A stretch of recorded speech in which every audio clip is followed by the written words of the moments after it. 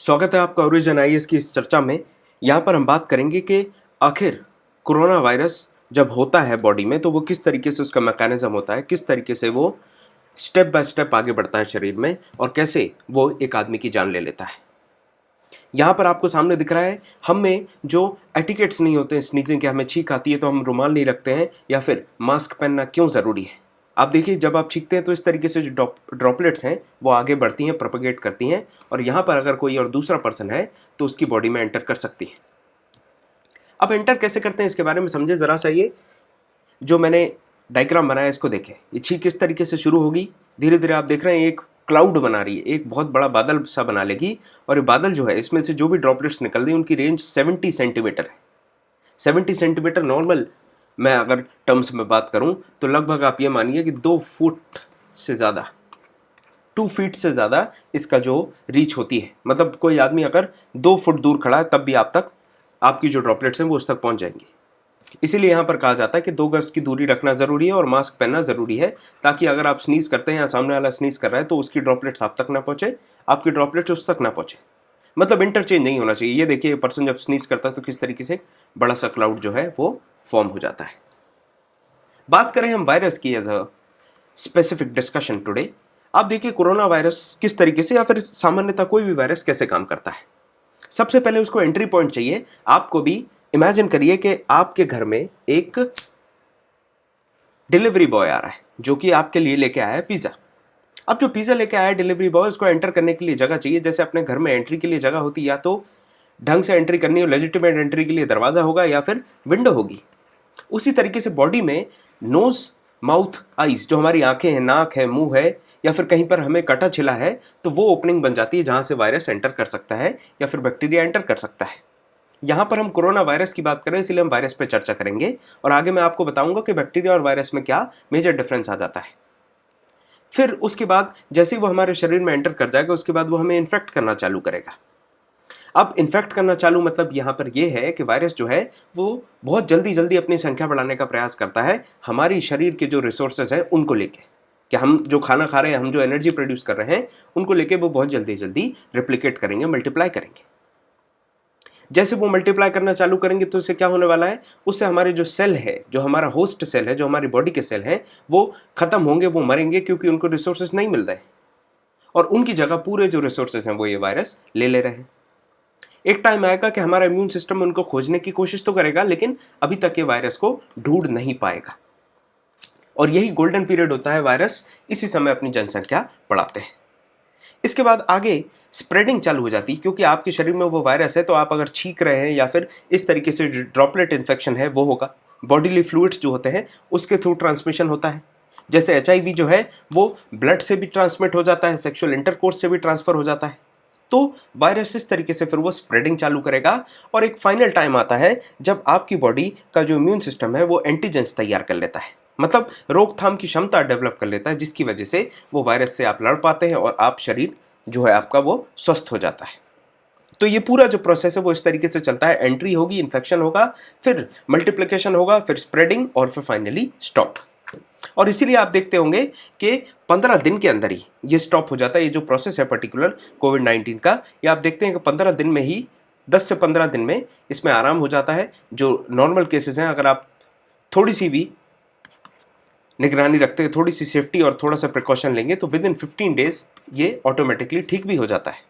बहुत सारे इंडिया में जो भी केसेस आ रहे हैं, मैक्सिमम नंबर ऑफ केसेस जो हैं वो 15 डेज के अंदर बढ़िया ठीक हो जाते हैं। वो ठीक इसीलिए हो जा रहे हैं क्योंकि हमारी बॉडी जो है वो एंटीजेंस डेवलप कर लेती है।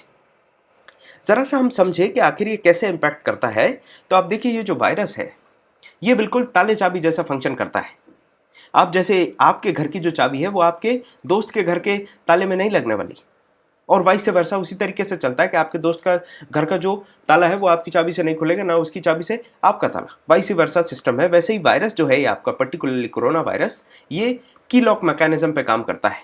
इसीलिए ना ये आपके दिमाग पे असर कर रहा है, ना ये आपके लिवर पे असर कर रहा है, ना ये आपके हार्ट पे असर कर रहा है, ये सीधा जाके आपके लंग्स को हिट करता है।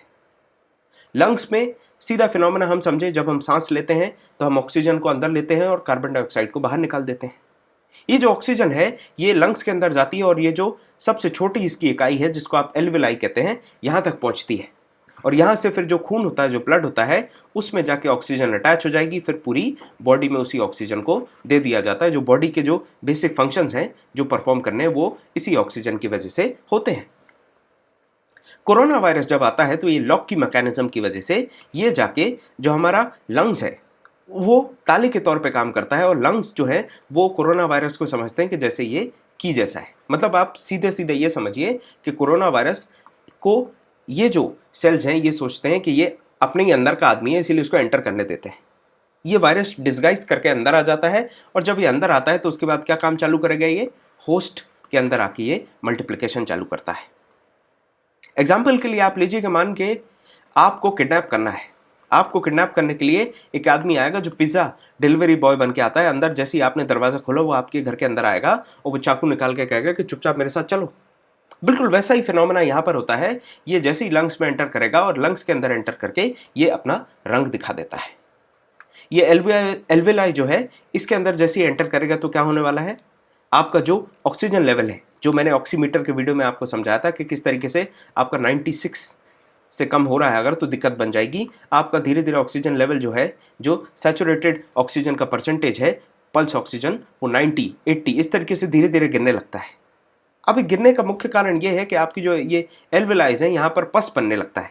पस बनने लगेगा, घाव हो जाएगा, तो घाव होने की वजह से आपके लंग्स जो है वो प्रॉपर परफॉर्म नहीं कर पाएंगे। अगर लंग्स प्रॉपर परफॉर्म नहीं कर पाएंगी तो फिर दिक्कत होने लगती है सांस लेने में। सांस नहीं लेंगे, शरीर में ऑक्सीजन नहीं मिलेगी, और इसकी वजह से धीरे धीरे आपका जो शरीर है वो मरने लगता है।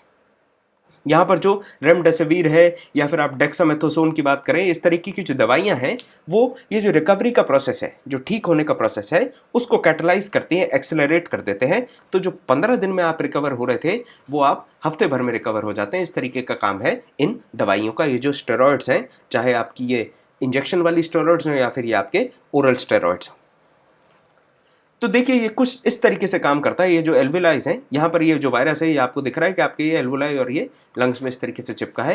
ये इसका पूरा एक ग्राफिकल वीडियो है, आप इससे समझ पाएंगे स्थिति क्या होती है आपके लंग्स की जब वायरस से इम्पैक्ट होता है। तो ये सिनेरियो हो जाता है जब आपके लंग्स में डैमेज होता है, ये पस बन जाएगा, और ये पस की वजह से आपको सांस लेने में दिक्कत होगी, और आपका सैचुरेटेड पल्स ऑक्सीजन का जो परसेंटेज है वो भी लगातार गिरता जाएगा।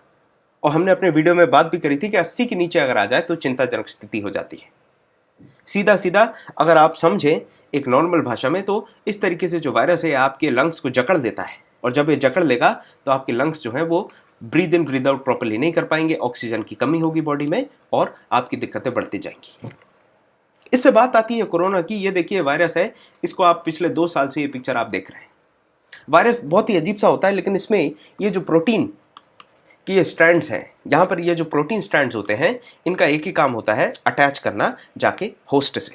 तो ये जाएंगे और ये जो प्रोटीन स्पाइक्स हैं, ये प्रोटीन स्पाइक्स जाके होस्ट से अटैच कर जाएंगे। मतलब यही है वो चाबी, यही वो चाबी है जो कि ये जो की है ये जाके ताले में लगेगी, लॉक में लगेगी, और जैसे ये जाके लंग्स में अटैच होते हैं, क्योंकि ये जो की बनी गई है वो उस तरीके से है कि लिवर में या ब्रेन में अटैच नहीं होगी, ये लंग्स में अटैच होगी।